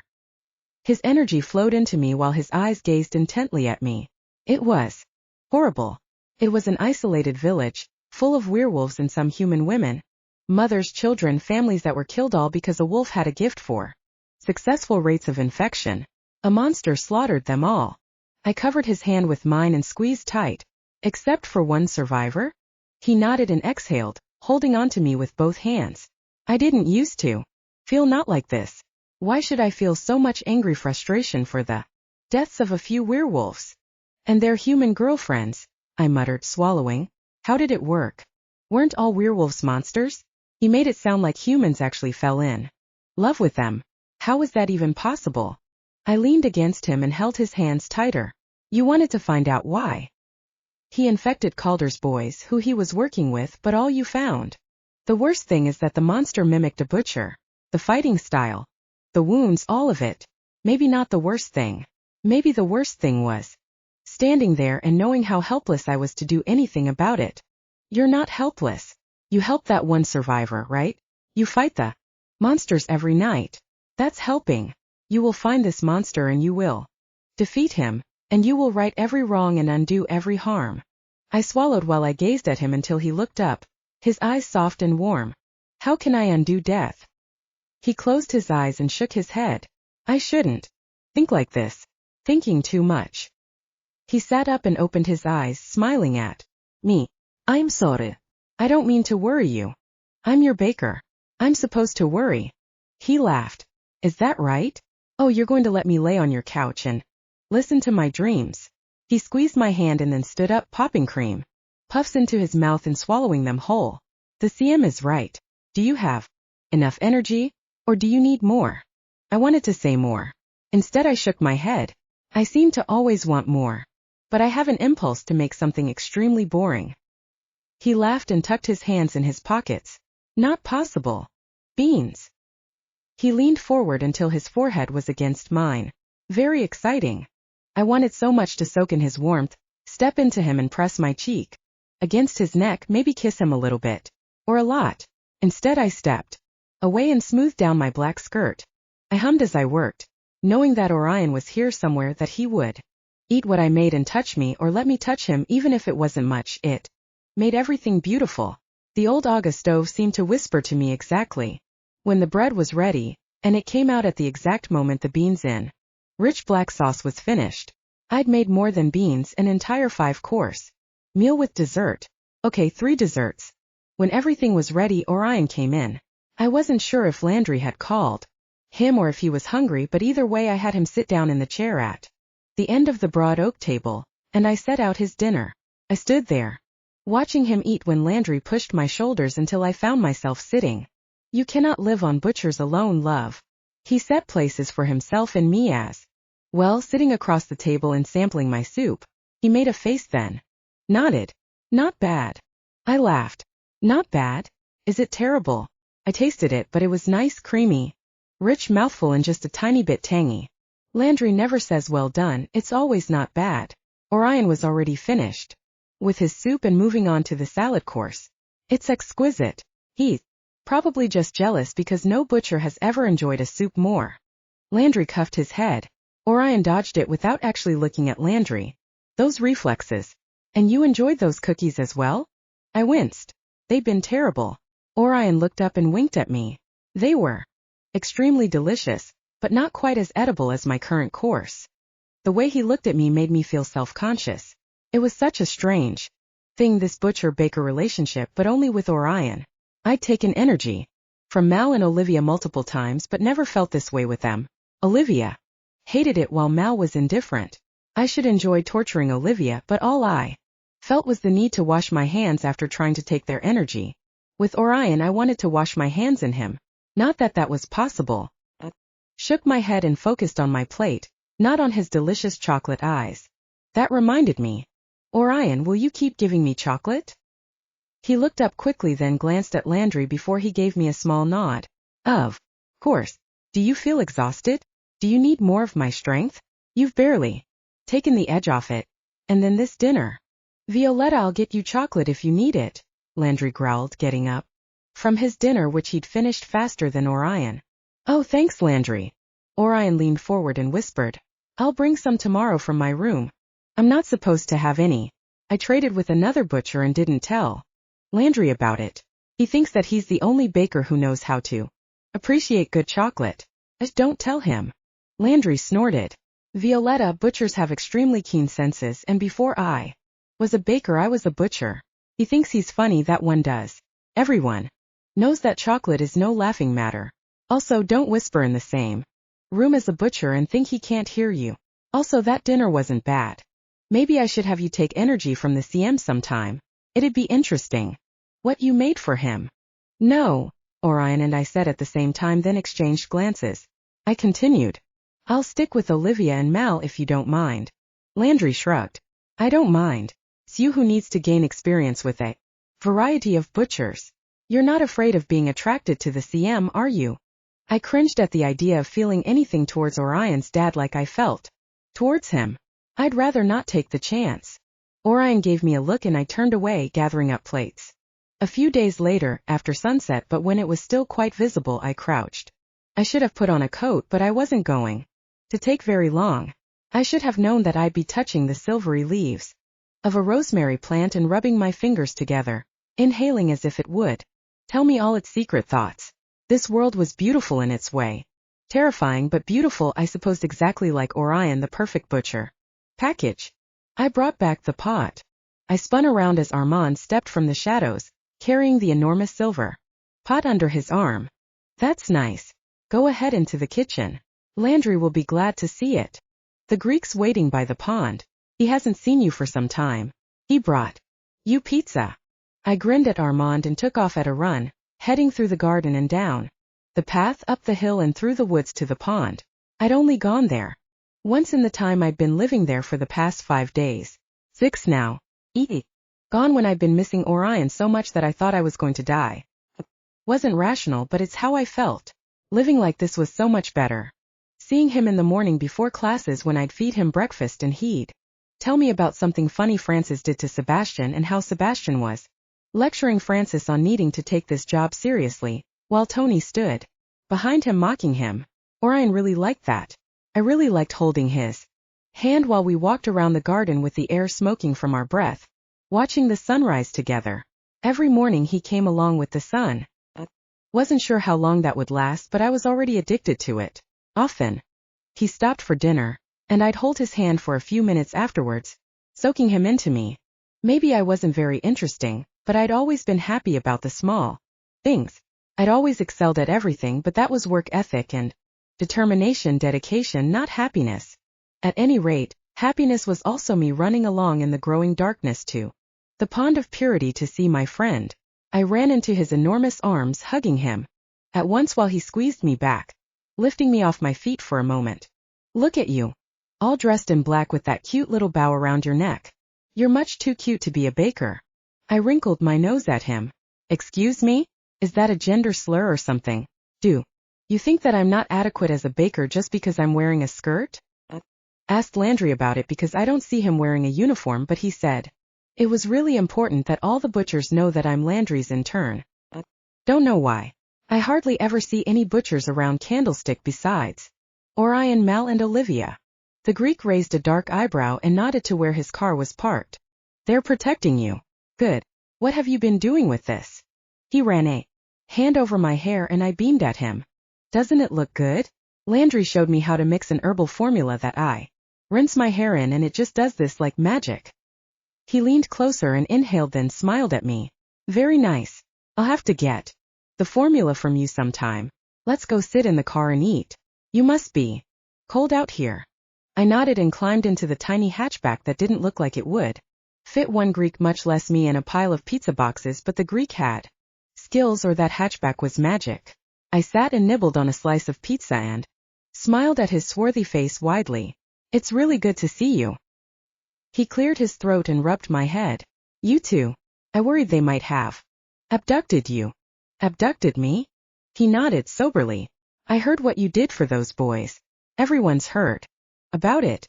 It's all over Border Town. Not all the werewolves are happy with their lot in life. A lot of them would go back if it was an option. Some might get desperate and try something. I suddenly found it difficult to swallow pizza. I cleared my throat. Are you trying to scare me because it's working? The enormous man smiled ruefully. Oh, sorry V. Didn't mean to upset you. It's just that I thought I should check it out, see if you're doing okay here. And if you are, maybe suggest that you stay out of Border Town for a while. Border Town as in your shop? You don't want me to come into your shop anymore. He put a hand on my knee. No, of course not. It's just that Border Town is where my shop happens to be, and you shouldn't go there. I'll come here to see you. That's what Armand's been doing, hanging around with the butchers like They were his new glee club or whatever. He glanced through the trees where you could see flickers of light from the house. House was the wrong word. The manor. The Greek clearly wasn't comfortable being anywhere near butchers. Why don't you like butchers, Greek? His enormous eyes widened. It's not that I dislike butchers, it's just good to have a healthy respect for any of the predators that roam the night. Butchers are like the top of the food chain, so it's good to watch your step. Top of the food chain? Seriously? You make them sound like animals. He laughed and took 2 pieces of anchovy pizza, cramming them into his enormous mouth at the same time. I had a different kind of fascination watching the Greek eat than I did for Orion. We're all animals, Vi. Take you for instance.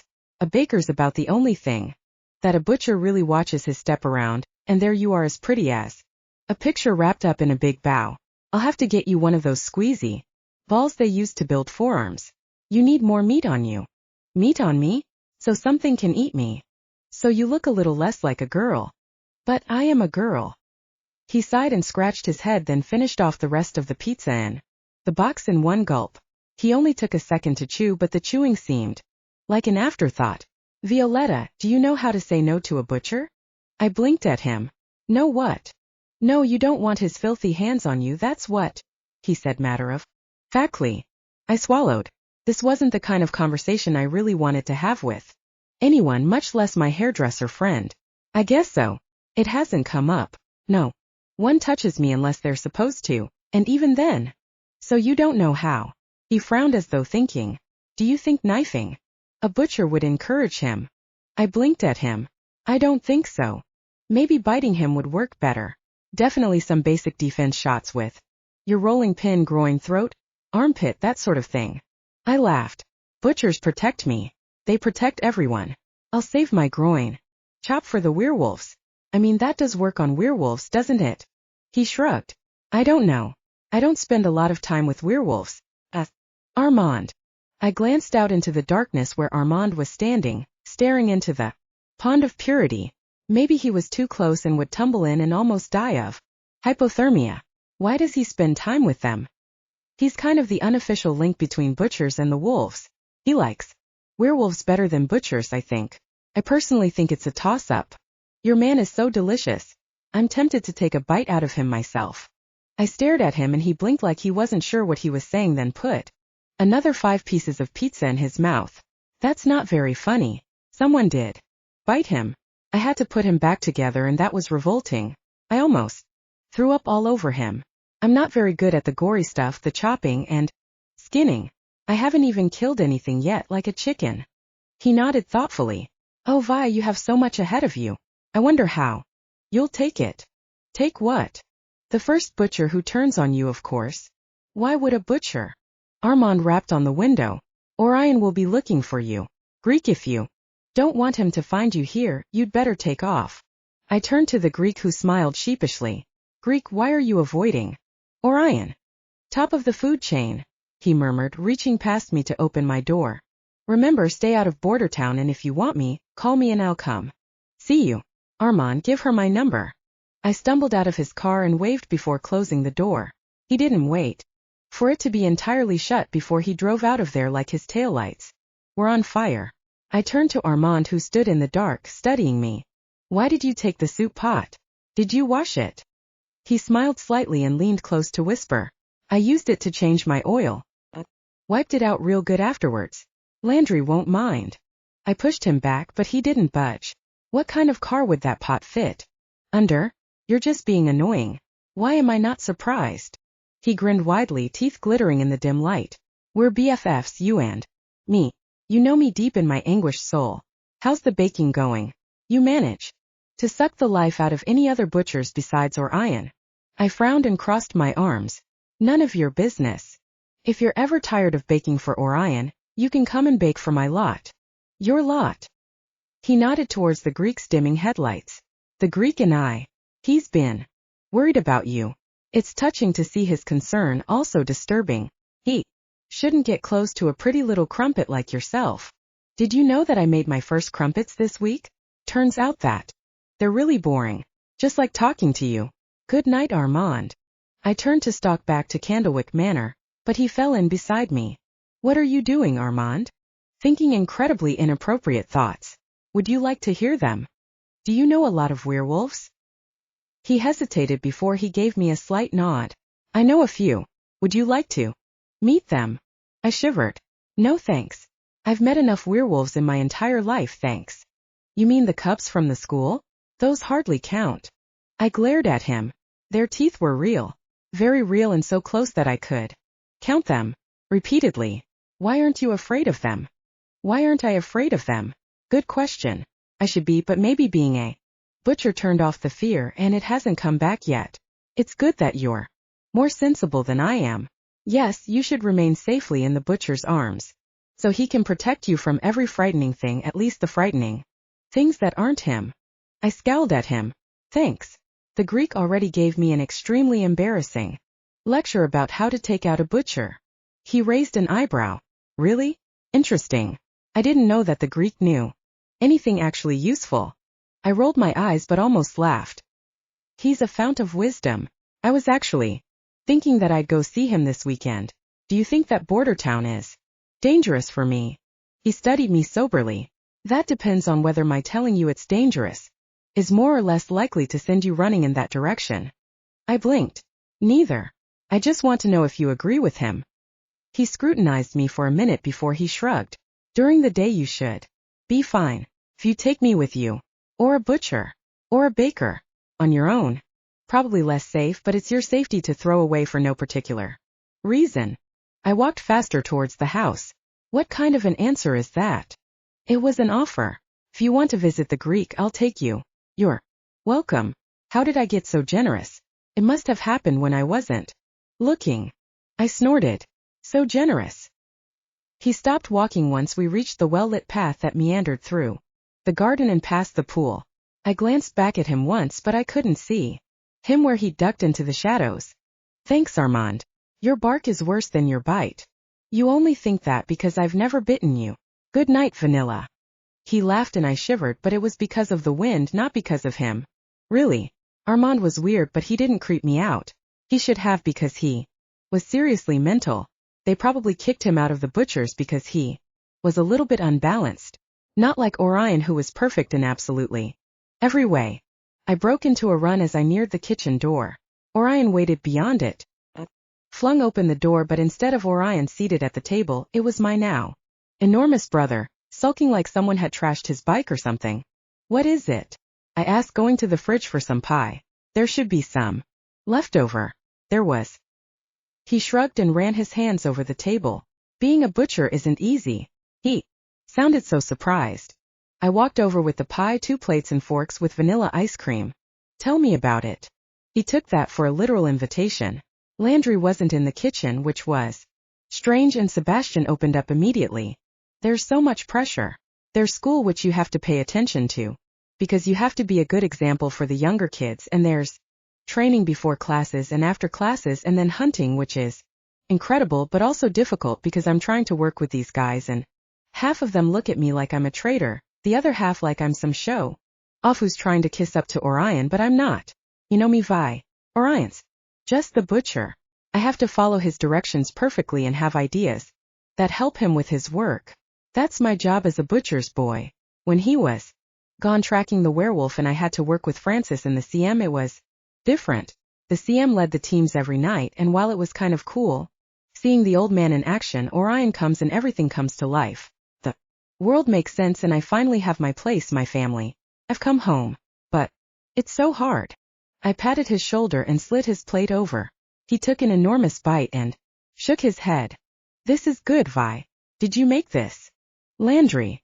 He's better than me. How are things with Olivia? He frowned at the ice cream. This was the real trouble. It's great.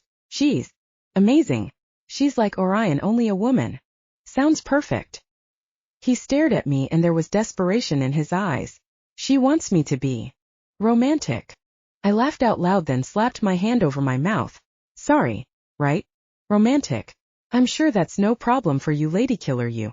He rolled his eyes. See, the thing is, he said, leaning close like someone else was in the kitchen who could hear. She thought I was you, or you were me. He shook his head. Anyway, she's kind of insecure about what we have. because she thinks it may be based on what the two of you have. What the two of us have. He shrugged. You know, I heard the story how you wooed her for Orion, only she fell for you instead, only she thought you were me? That must have been hilarious. Hey, how did you do it? What did you say? You want pointers? I took a bite of ice cream, swirling the spoon over my tongue, which somehow reminded me of Orion. Absolutely. I cocked my head and stared at him. She liked it when you punched Orion in the face. Out of the question. She liked it when I fell in the pond and humiliated myself. No way. Come on, Vi, she liked you in spite of your wimpiness. She said you showed great character or something. I sighed. I did kind of, I don't know, say sweet things about her. I was wooing her for Orion. I waxed poetic. He leaned forward eagerly. Okay. Like. I scratched my nose, frowning. Was I really going to do this? I guess I told her how she was a beautiful woman beneath the angry, aggressive, terrifying person, and how her soul was delicate and glorious like an evening star, perched on a bed of clouds or that kind of thing. He stared at me blankly. That makes no sense. I sighed and pushed him over. You try. I'm Olivia and you're you. Woo me. He scratched the back of his neck and exhaled before straightening up. He looked at me the same way he looked at Mom before he lied about running over her herbs with his bike. Not a good start. Olivia, you're so hot and even. Though you slice through a zombie without flinching, your hair always looks real good. I snickered. I couldn't help it. Wow, that's bad. Think metaphor. Like. Her eyes are like. And her hair is like. And her lips are like. He sighed heavily. Her eyes are like coals. And her hair is like coals, only soft. Her lips are like slugs and squishy leeches. Vi, stop laughing at me. This is hard. I laughed harder until my face was almost in the ice cream.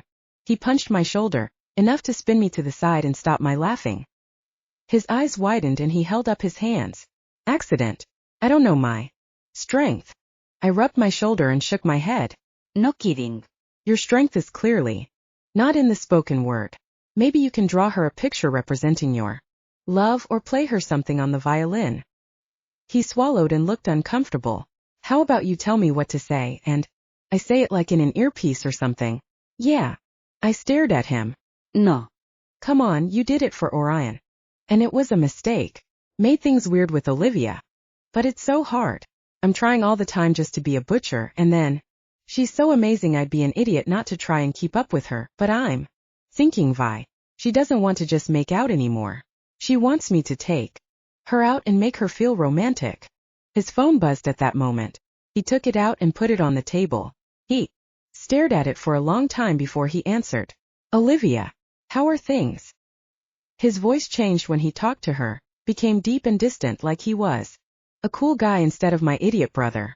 I rolled my eyes and took a big bite of pie. Yeah, I was just thinking about you. I think about you sometimes. Your eyes? Like glimmering obsidian, I said with my mouth full. Glimmering obsidian. Your lips like rose petals kissed by sweet dew. Rose petals kissed with dew. Your hair. Like the fall of silk on a starless night. Like silk at night. The fall of silk on a starless night. Get it right if you're going to be plagiarizing. I smacked his chest and he glared at me. A movie? I'd love that. What's my favorite romantic movie? He stared at me with desperation in his eyes. I sighed. What would Olivia like? The Last of the Mohicans. It'll make you look tough yet tender. Also, she'll be bawling in your lap at the end of it. I got up and took our plates to the sink, finishing off his ice cream. For a butcher, he didn't eat very fast. His loss. I hummed while I washed our dishes, listening to his side of the conversation. With amusement. Olivia's craving for romance was sated for one more day. The door crashed open and a butcher's boy came in. Sebastian, the butcher, wants you. Sebastian sprang to his feet. Olivia, I've got to go, he said, hung up. Before she had a chance to respond, dropped his phone and charged after the boy like he'd been waiting his whole life for this moment. He had probably stared after him, a little bit bemused.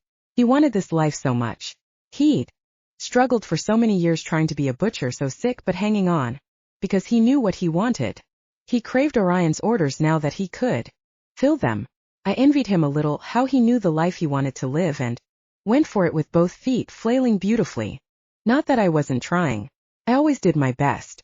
It's just that this life, while fantastic, didn't seem like something anyone could maintain over a long period of time. I picked up Sebastian's phone and checked it, looking down at his contacts: Orion, Olivia, Toby, Francis, CM, Lance. I stared at that name. Olivia's brother? I checked messages from him and found a total of 1 sent. From Sebastian, an old message from a year ago ranting about the injustice of the butcher system. That was right before Lance died. How had he died? I'd never gotten the story straight. I went back to contacts, clicked on Olivia, and sent her a text. I'll be thinking about you every moment until I see your sweet face again. I saw Mom's and Dad's names with their pictures. I smiled and checked those messages, then frowned when I read the ones from Mom. Warnings over and over again not to get involved with that world, and Sebastian's response one of agreement but not actual agreement, more denial agreement. I knew Sebastian's denial agreement. When he was sick but snuck out of the house anyway. He didn't ever come right out and tell our parents no, he'd say yes and then do it anyway. So my mom probably had known about that whole thing with the renegades. What had happened to her phone? I called her before I could think about it. Maybe I just wanted to hear her voice in voicemail. Maybe I just wanted to pretend for 5 seconds that she was alive and would answer me. The voice on the other end startled me. Hello. It was a growl, irritated and angry. Hello? Who is this? You have my mom's phone. Yeah, who is this? He said it like it was a threat, a somewhat suggestive threat. Look, this doesn't belong to you. I can track the GPS, so you might as well tell me where you are. He laughed. Oh, I'll tell you where I am, alright? You want this phone, come and get it. Here's the address. 1240 Folsom Road. I'll be anticipating you. I swallowed and hung up, because if there was anything worse than remembering my mom was dead, it was knowing that someone else had her phone. I checked the address, and it was probably in a dangerous place in border town. I called Orion and he answered. Who could this be? I'm watching the owner of this phone eat a plate of brownies like an animal. I sighed. He just had pie. I have a question. Of course. I'm going to take a cab to border town in a few minutes. Do you want to come with me? He was silent for a second. Border town? I'd love to come. Do you need to take a cab or can I drive you? I exhaled. He wasn't going to try and keep me here. I'd like that. You have a very sexy car. I shouldn't have said that. He'd think I was flirting with him. I do. He laughed. I'll have to drive you around more often. When do you want to go? Is 20 minutes okay? Yes. 20 minutes at the front door. See you then. I ran upstairs, all 27 of them, to my room in the tower where I'd spent very little time. I got dressed and put on lipstick and mascara. My jeans were a little snug. Had I put on weight? Maybe I was finally getting some of those curves my mother had promised me. The timing was perfect since I didn't have to dress as my brother these days. Back down the stairs and through the halls of the manor. When I saw Orion waiting for me, I skipped a little before I forced myself to slow down. Just because he was waiting there, like a smiling piece of cream pie, didn't mean that I had to act like a fool about him. So what are we doing in border town? He asked, opening the door for me. His car was parked right in front, which Landry said only Orion did, and only because he wanted to remind the CM that he had a son instead of a machine. Orion didn't look anything like a machine to me. Machines didn't smell that good or taste so delicious, not to mention the way he felt. I'm going to pick up my mom's phone. He raised his eyebrow.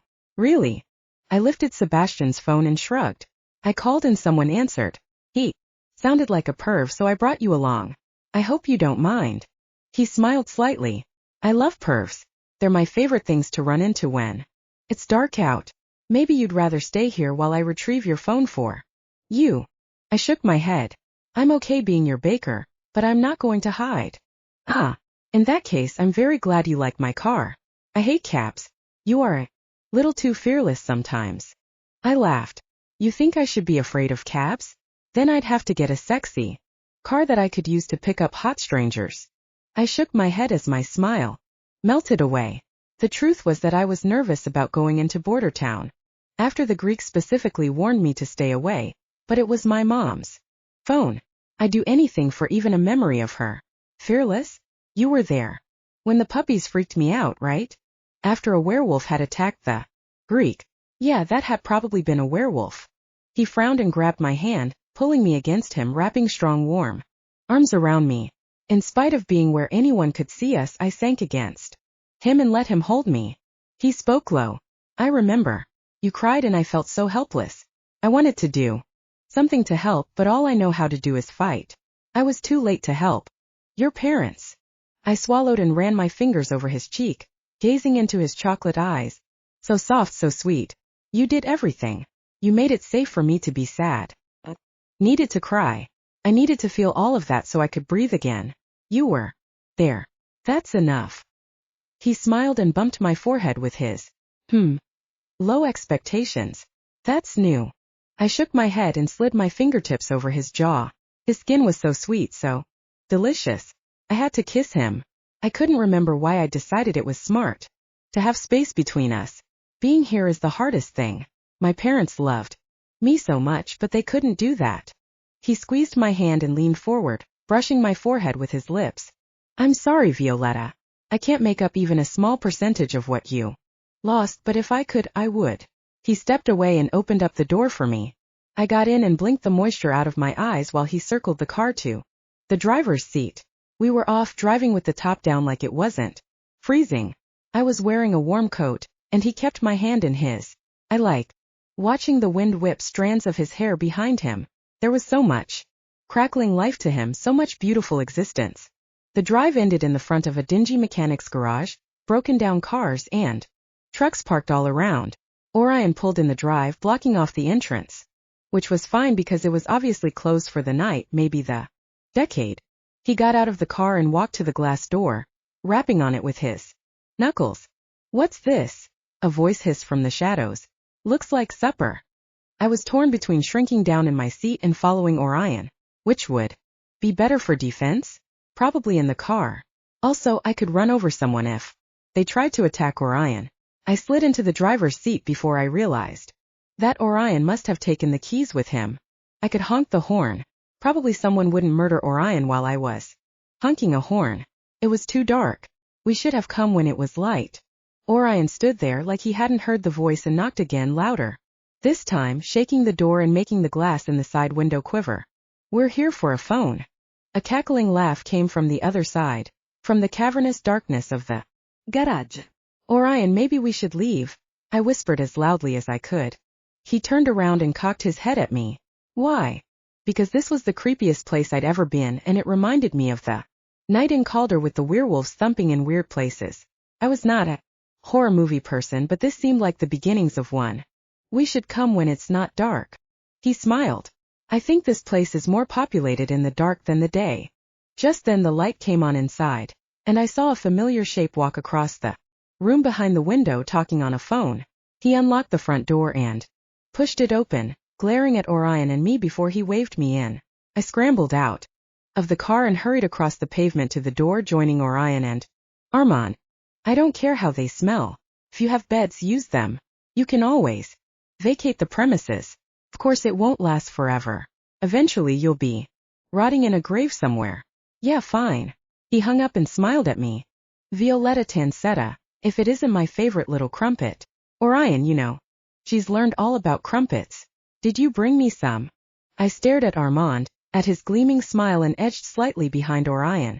I'm here for my mom's phone. What are you doing here? Armand glanced around as if he was surprised to find himself in such a filthy shop. I keep a little office here. Jack's the night watchman/janitor.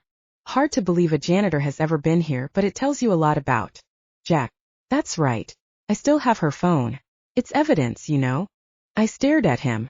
Oh, Jack, I guess it was Jack. He said I could come and get it. Armand raised an eyebrow and glanced at Orion.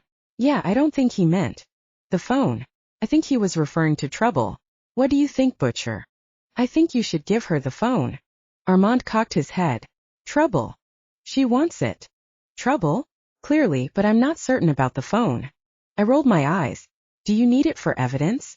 Are there any suspicious messages, and if so, haven't you copied them already? Armand studied me before he shrugged. Yeah, probably shouldn't keep it now. Jack will be calling you in the middle of the night, trying to get you to come out for a bite. Don't think you'd like that. She used her brother's phone. Armand nodded. That's good. Her brother could use a bite or two taken out of him. Jack's a werewolf, he added like I wasn't freaked out enough. The werewolves are a bit skittish at the moment. There are more coming all the time from the sticks. Think they'll be safe in the city. More werewolves, I whispered, grabbing hold of Orion's arm. You the one who cured them? A whispery voice came from the doorway of the small waiting room, not much besides a service desk and a few uncomfortable looking chairs. Mrs. Maverly, won't you introduce yourself properly? Mrs. Maverly, Violetta, the butcher's very own baker. Mrs. Maverly is a werewolf. The old woman edged into the room wearing a shapeless dress, her long hair wound into a low bun. Is it you, girl? I stared at her, heart pounding. She was a werewolf? She looked so normal. I'm the baker, I whispered. She nodded and stepped forward, but Armand stepped in front of me. Mrs. Maverly, the girl is nervous. You can smell the fear on her, can't you? Yet. And she's here for something and will be on her way. He took her arm and led her out into the darkness of the garage beyond while I stood there, hiding in Orion's shadow. Are you all right? Orion murmured. I swallowed hard. She doesn't look like a werewolf. Doesn't she? I've probably seen more than my fair share. You can tell a werewolf from a normal person? Oh yes. I can also tell how close they are to shifting when they last bathed and what they had the last time they ate. I can tell how many there are here and how hungry they are. In short, I know whether we are in danger or not. And we're not. I gazed up at him while he grinned at me, then wrapped his arm around my shoulders. Definitely not. Armand is very good at soothing them. I am very good at killing them.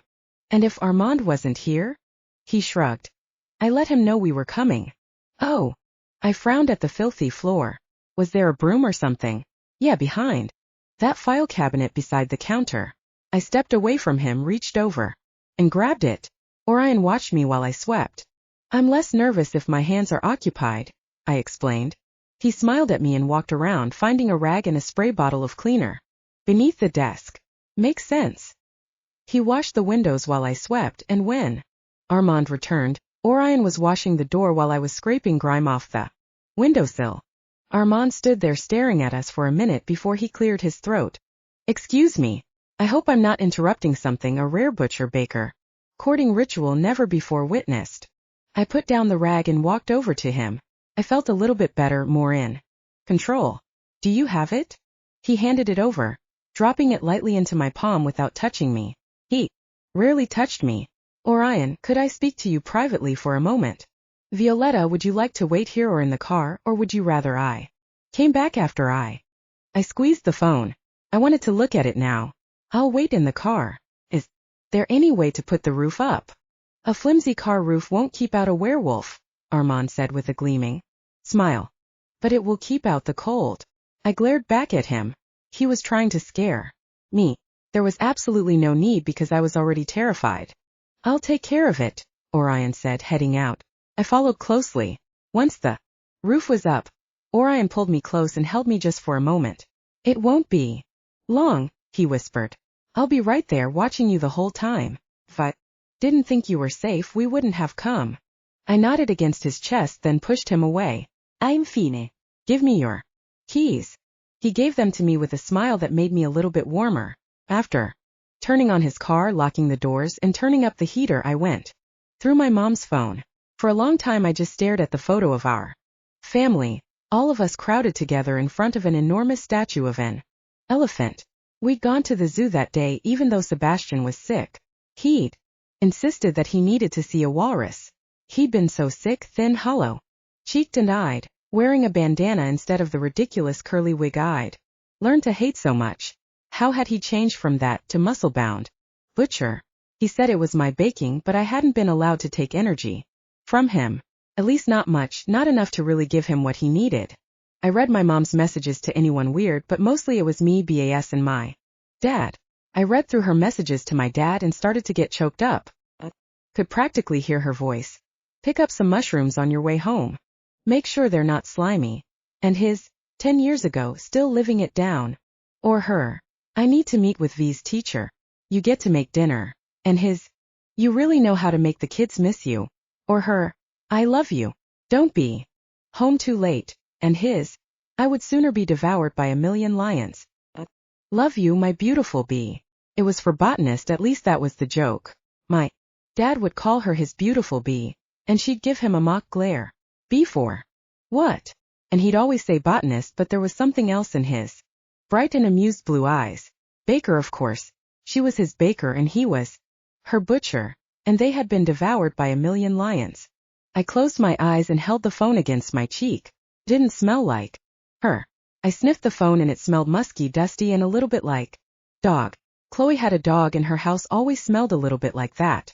Orion pulled on the door handle and I unlocked it for him. He got in and smiled at me. Sorry about that. Armand wanted to lecture me about keeping you out of Border Town, particularly driving right up to Werewolf Central with you. I blinked away the tears. He'd already seen me emotional tonight. What does he care? He cleared his throat. He says that riling up werewolves will make his work harder and he's a lazy cuss, but I think there's more to it than that. I think he may actually feel like since he found your parents he's responsible for your safety in some way. I sighed and leaned over until my head was on his shoulder. He stiffened up for a second, then leaned his head over on mine.